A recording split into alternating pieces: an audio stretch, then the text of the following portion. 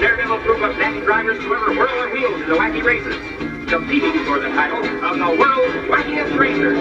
Cars are approaching the starting line. I see a Boulder Mobile with a Slag Brothers rocket. Hello and welcome to another modeling video. This is Alan from the McConaughey at YouTube with another build video. I'm building a vintage garage kit somewhere between the 80s to 2000s. The Boulder Mobile from the Wacky Races with the Slag Brothers in it, a Hanna-Barbera cartoon property, later known to be Cartoon Network for my generation. The origins of the model is unknown, but it did go through a Thai Recaster and is old in itself, dating back to at least the 90s, and a large collection of these kits came across my shop, the Salt Mine Hobby Store, to be resold as dead stock from a previous business.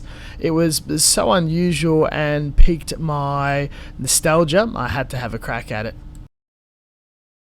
No original packaging, just the parts and a photocopy instructions. First thing, using the same container it came in, I've washed all the parts for any release agent or any pollutant that may have happened in its long life of sitting in storage.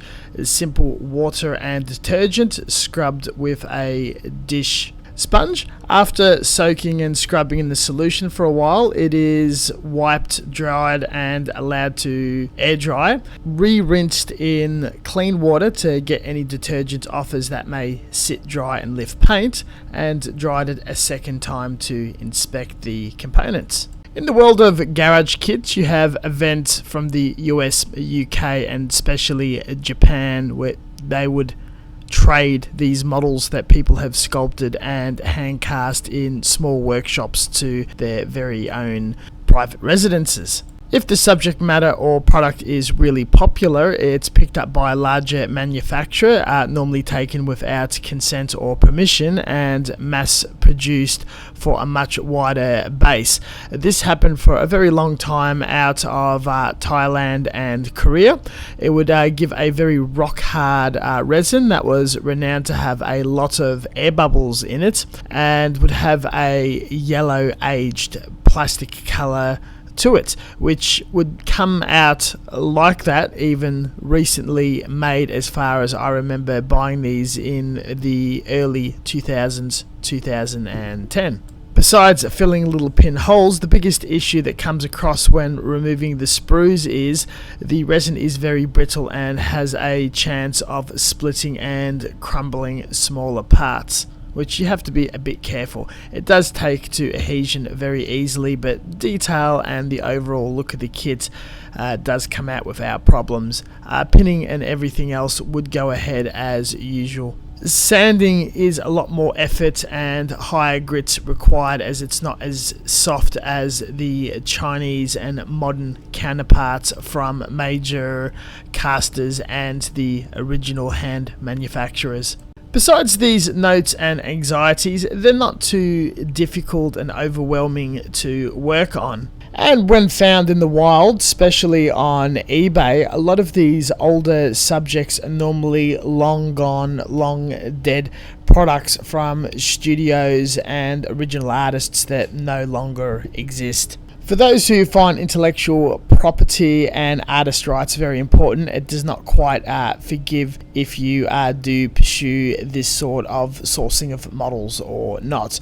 I did the usual of locating the sprue, removing it with very strong wire cutters or nippers, trimming it down with a knife, sanding it with high grit sandpaper, polishing the entire surface, pin vise drilling a hole where parts need to be connected, and adding a wire. Everything is adhered with super glue. Due to the design and subject model, the whole project was incredibly easy to put together.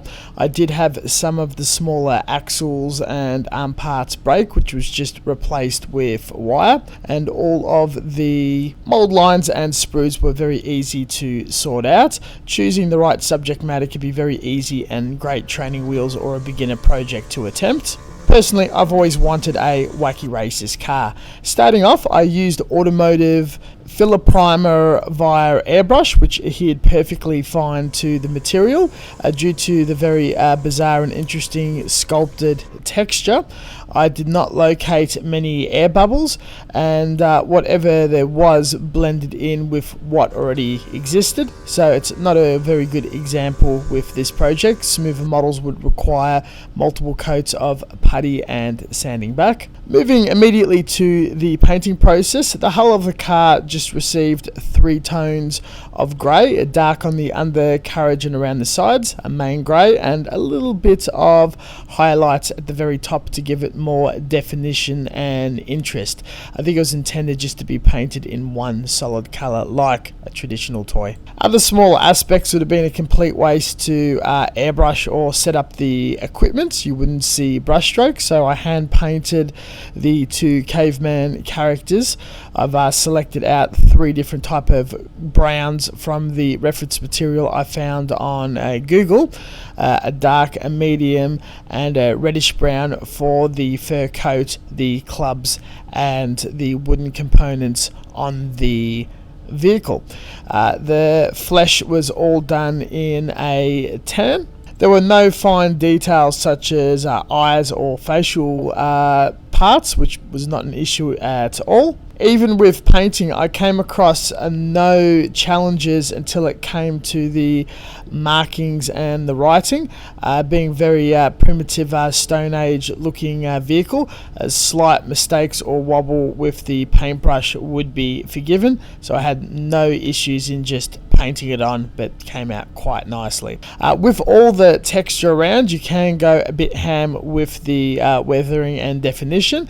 I just stuck for a basic black sludge wash with Tamiya accent color to get the outline a lot like the line art in animation. The Slag Brothers, the 2 cavemen, were then adhered into their vehicle using PVA glue and allowed 24 hours to dry. The artwork also showed gems or glass in the headlights. I used a flat back plastic gem and glued it in.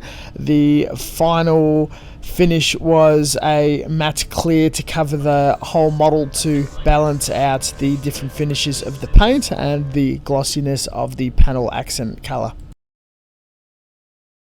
Not a lot to say. The project was insanely easy, instructions easy to follow, yet fairly charming in its hand-drawn nature. The sculpt, detail, proportions, and how faithful even the small details to the original line art and property is very faithful and quite well done. An excellent collector's piece and could be attempted by almost anyone of any skill level that would love this particular subject matter. I've invested no more than 2 hours in the build and cleanup. It would have been quicker if you just reached straight for the super glue, cut the nubs, and carve away the parting lines. I was just a little more thorough. This would look excellent if completely hand painted. Not an issue at all. I like extra definition, shading, and I think the sludge wash for the line art look is mandatory for my style at least, bringing it all together with a matte clear, the little gems, and PVA gluing it all together. Pretty happy how it came out, and the finish is ideal. Thank you very much for watching, and as always, until next time, stay tuned for further content. Check the description down below for social medias and reference material. I just always wanted a Wacky Races car. Catch you guys later, and see ya.